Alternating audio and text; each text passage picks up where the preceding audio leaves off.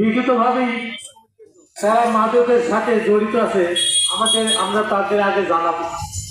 তারা যদি বন্ধ করতে পারে তাহলে আমরা তাকে আইনের রাস্তায় দিব না। আর একটা কথা হচ্ছে, এই বাজারে 10টার পরে কোনো ছেলে বাজারে প্রবেশ করলে কৈফিয়ত দেওয়া লাগবে। এখানে ডিফেন্স আছে, পাহাড় আছে।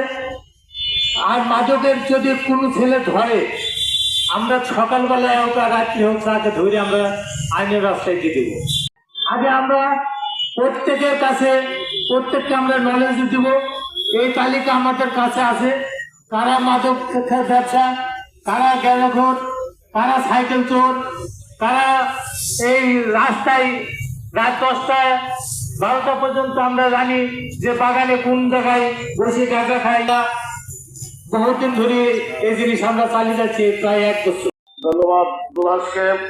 আসলে সমাজের রন্ধে রন্ধে যে অন্যায় অত্যাচার যেগুলো আছে, এগুলোকে থেকে বেরিয়ে আসতে হলে আমাদের শুধু খালি এই ক্লাবের কমিটির লোকজন দিয়েই হবে না, গ্রামবাসী সবাইকে সচেতন হতে হবে এবং সেইভাবে পদক্ষেপ নিলে অবশ্যই আমরা এর থেকে উত্তরণ ঘটাতে পারবো বলে আশা করি।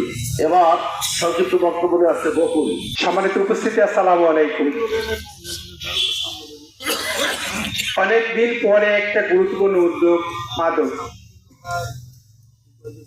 এটা আমাদের যুব সমাজের জন্য একটা খুব পাপনীয় জিনিস, যেটা আমাদের সমাজকে ধীরে ধীরে ধ্বংস করে দিচ্ছে।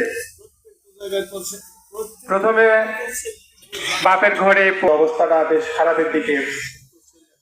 যাই হোক, আমরা আসলে এটা না করে আমরা যদি সবাই নিজ উদ্যোগ গ্রহণ করি যে আমাদের সমাজে মাদক আমরা চলতে দেব না, আমরা ইচ্ছা করলে পারি। যাই হোক, আমাদের অভিভাবকরা আছেন, ওনারা ওনাদের মতামত দিয়ে এই মাদককে যে আমরা না করতে পারি, এই বলে আমি আমার সংক্ষিপ্ত বক্তব্য শেষ করছি। আসসালাম।